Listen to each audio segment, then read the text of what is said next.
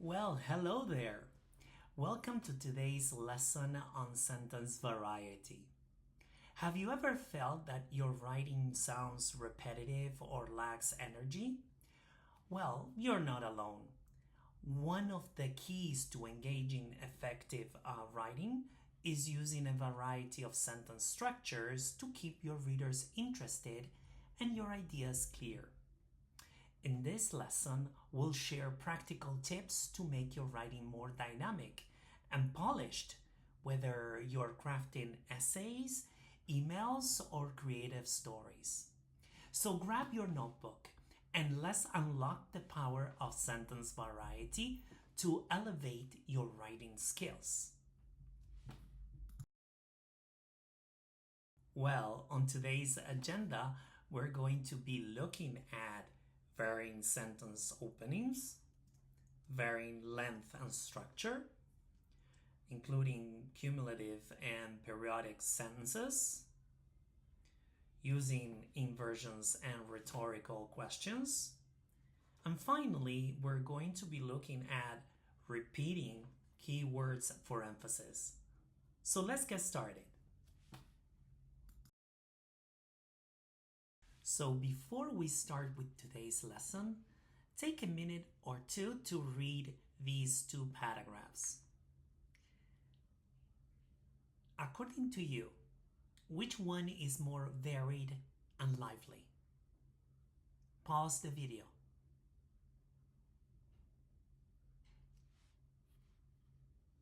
Now that you're back, option 2 is more varied and lively.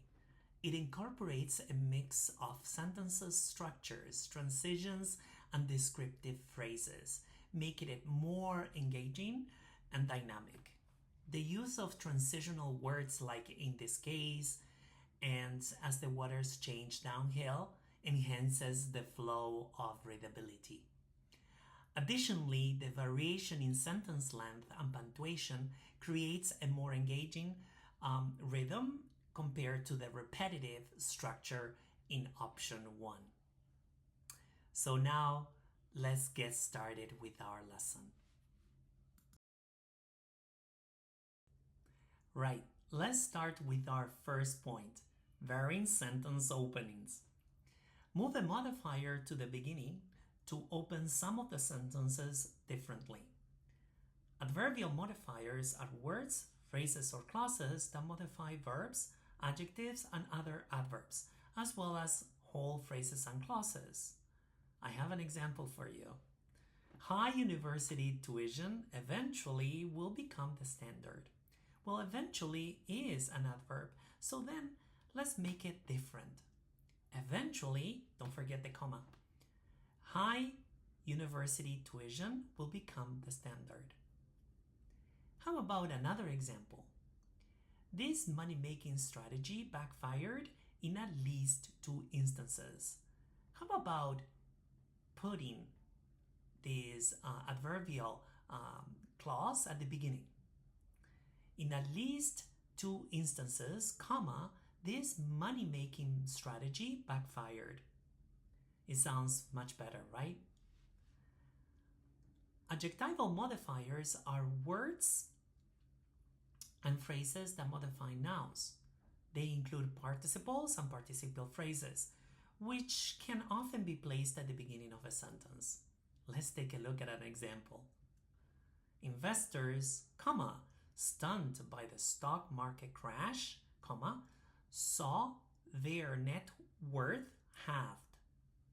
How about putting stunned by the stock market crash, comma, at the beginning? Investors saw their net worth halved. Yes, that's right. Let's take a look at the second point. That's right. Number 2, varying length and structure.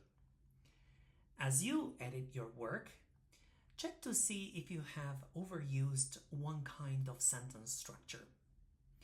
If so, use coordination and subordination to combine some of the short sentences into longer, compound, and complex sentences.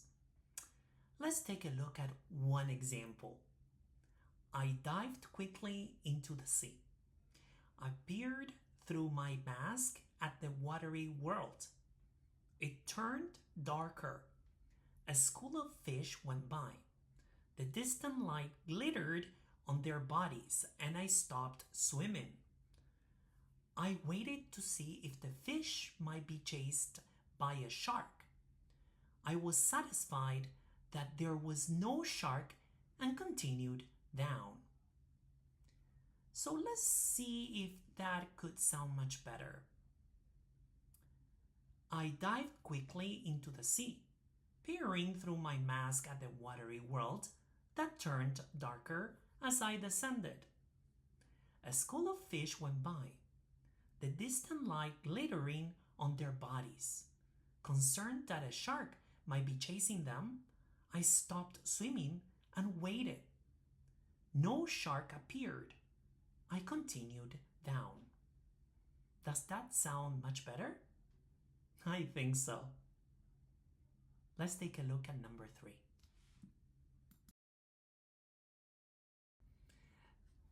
That's right. Another way to create your sentences and make them more engaging would be including cumulative and periodic sentences. Cumulative sentences accumulate information. They begin with a subject and verb and then add detail in a series of descriptive, participial, or absolute phrases. Let me show you an example.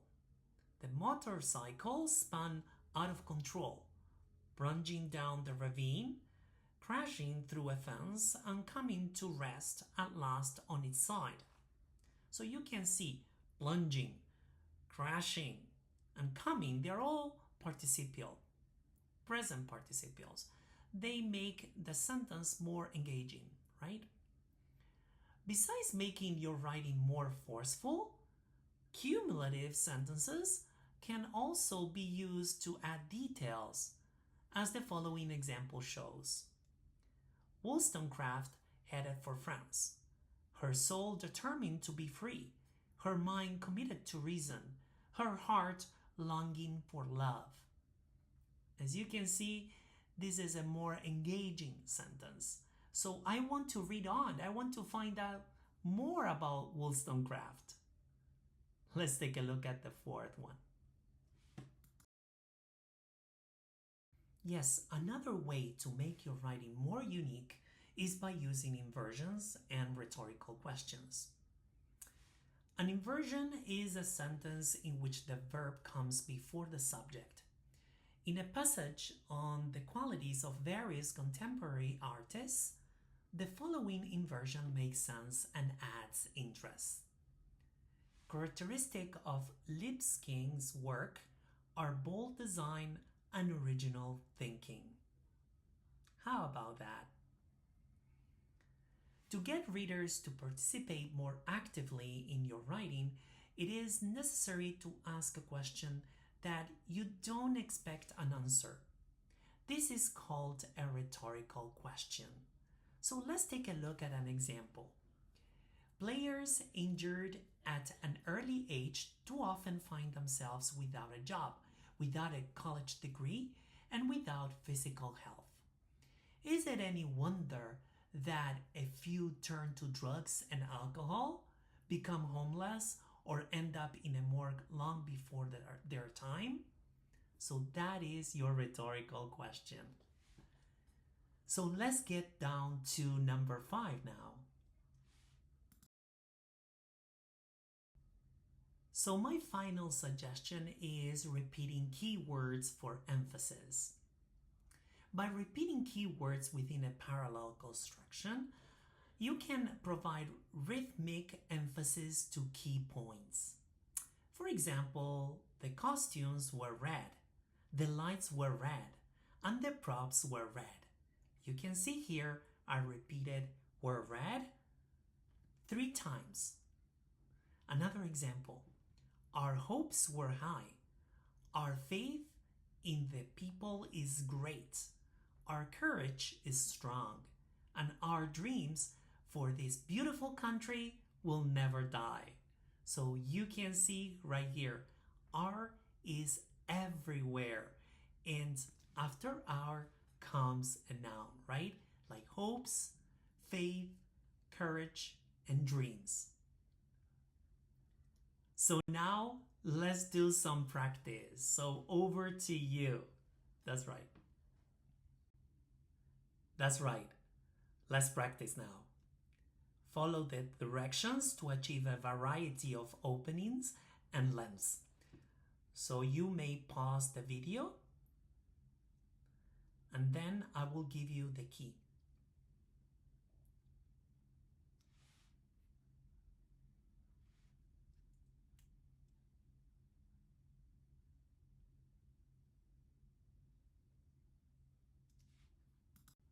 Now that you're ready, let's take a look at the key.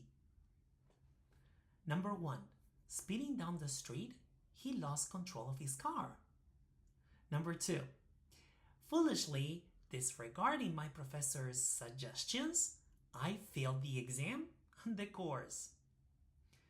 Number 3, underneath the desk, there is a white and dry gum stalk.